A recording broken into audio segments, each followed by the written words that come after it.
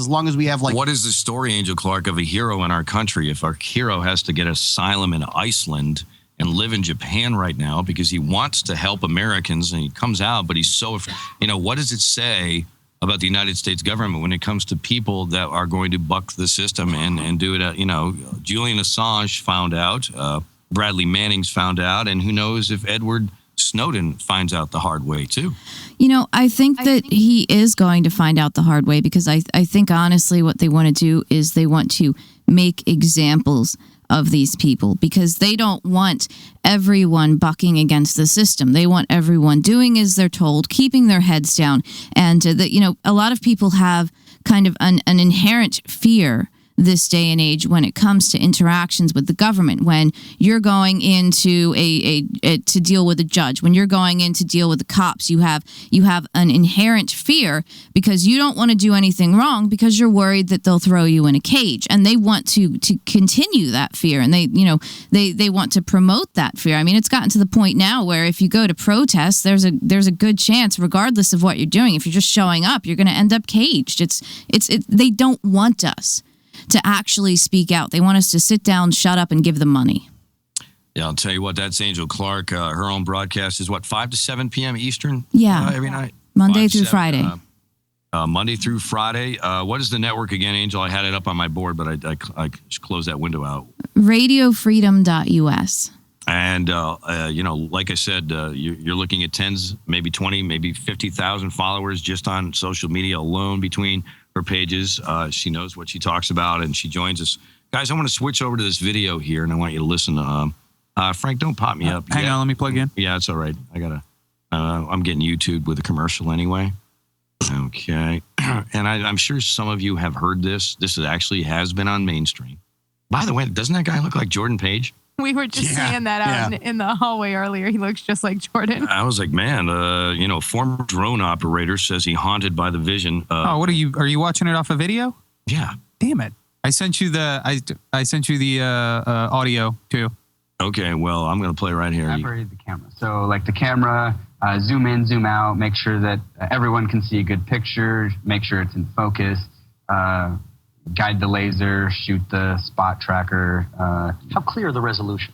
How clear are these images? It's pretty clear, depending on like atmospherics and how what your elevation is at. It can be pretty clear. We're just sitting there, and we're like, okay, these guys are obviously bad guys.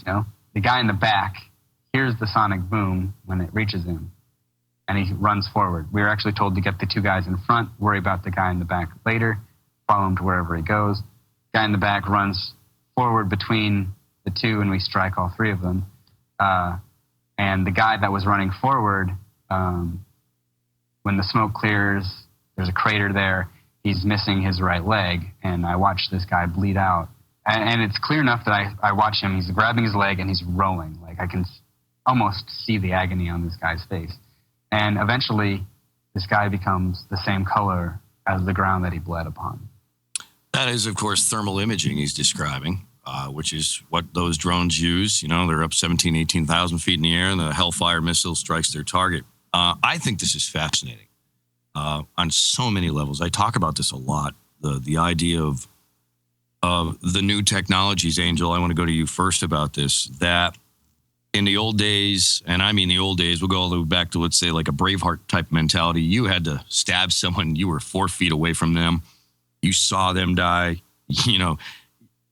Death was there. Whether it was easier to get over the second time you killed the second guy, or whether you were born to be a warrior, this is a psychological mind fuck is what it is. This is a guy sitting in a cubicle inside of basically what looks like a storage container in the middle of the Arizona desert, linked via satellite to killing machines that are over Pakistan or Afghanistan or Iraq. He has killed 1,600 different people simply by pushing a button. And if you were firing a weapon and you saw someone blow away and they were trying to kill you, Alex, you're in a war zone. Your mind is in a fight or flight all the time. You're in fight or flight all the time. You're in a war zone. You're a warrior. You're in a war zone. Regardless of what you think about war, yay or nay, you're conditioned to be where you're at, and you wake up in it, and you go to sleep in it, and you are in it. These guys drive to an air base, probably visit their families off base. Imagine watching someone bleed out and knowing you just killed them. And then, oh, honey, I'm home. How are the kids? Let's take the kids out on the back swing. And the following morning, Angel, this guy is right back at work. It seems that the more they try to modernize warfare, the human condition, they're trying desperately to remove the human condition of killing from war. Because if it's easier for us to do it, then they'll love it. And, the oligarchy won't have their issues with anything. The war protester will never exist. But we're having people that are at the forefront of the new technology haunted by what they're doing. I think it's an amazing psychological examination of the so-called high-tech military. And I think it's always going to come back to the human condition. What do you think about that? What I think, and I think that this is the concept of propaganda. There's a quote from Ludwig von Mises: "Men are fighting one another because they are convinced that the extermination of adversaries is the only means of promoting their own well-being." And this is what our government has done. They have made it seem like it's not human life. There is a very definite bad guy out there, and they have to kill that bad guy.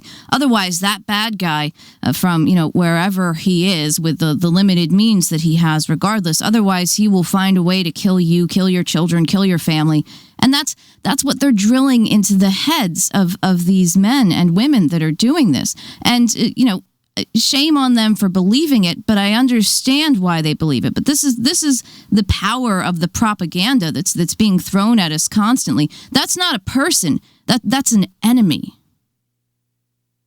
I'll tell you what, Danielle Alexander, Alex Snicker join us in studio 1787. That is Angel Clark from her own broadcast every night, who just chimed in there via Skype. You look at movies like Full Metal Jacket and all the old Vietnam movies, and you'll see how when you go through boot camp, they really do strip you down. They dehumanize you, so later on you have no problems dehumanizing someone else to kill them. Vietnamese in that case, and so on and so forth. It's a lot harder to do that over a video camera. You know what I mean? Yeah. And I think you're going to see, the reason I love this conversation, I think you're going to see a lot of these guys. I think you're going to see a lot of them. I really do. I agree with you. I mean, and I think, and I don't know which one is easier to do, either way, but when you're in that situation and you're looking at a kill or be killed, I think it just has to be easier to say, well, he was going to kill me, I had to do it. Where when you're just sitting back thousands of miles away and realizing that you've killed, 1,600 people, more than 1,600 people, that's something you can never rationalize in your head. And once you pull yourself back from the situation and back from your training, you have to become a human again and realize what you've done. And that just has to be something that I don't even think we have mental professionals prepared for that kind of trauma. What kind of PTSD is that, Alex? It's got to be its own category. You got to remember this too, though. He gets to kill it. Yeah. He is there killing a lot more people than your average guy on the ground. Well, no. Let's say 1,600. if you're a fighter pilot and you fly, let's say you don't 50, see those. let's say you fly 35 sorties in one war. Yeah. All right. And let's say you drop, 5 bombs per. You're dropping 100. You might easily wipe 1,000 people off the map. You never see them. You're so high up. You're simply hightailing. You're trying to get away from anti-aircraft fire. You're in a defensive mode. This guy is sitting in an air-conditioned thing with his 7-Eleven Slurpee between his legs, watching it. That's what I'm talking about. This is completely off the map. This is different than anybody else has had. Oh, no, absolutely. No, I completely agree with you. I think part of it does have to do with the number. Whose phone is orgasming? It's not mine. I think maybe that's Rick's. Oh, okay. Sorry. Go ahead. It's off now. He's not in here. I think that part of it is it's just way more, and he sees it, so it's firsthand. Right. Like how good's the reception is the question. That's pretty good. He said, remember, he could see basically when your body's at 98 degrees and thermal imaging, and the ground's only at 50 or 70 or 80 degrees, depending on the sunlight and stuff. That's what you're seeing. Then a guy's laying there and his blood's spilling out and his body temperature is dropping.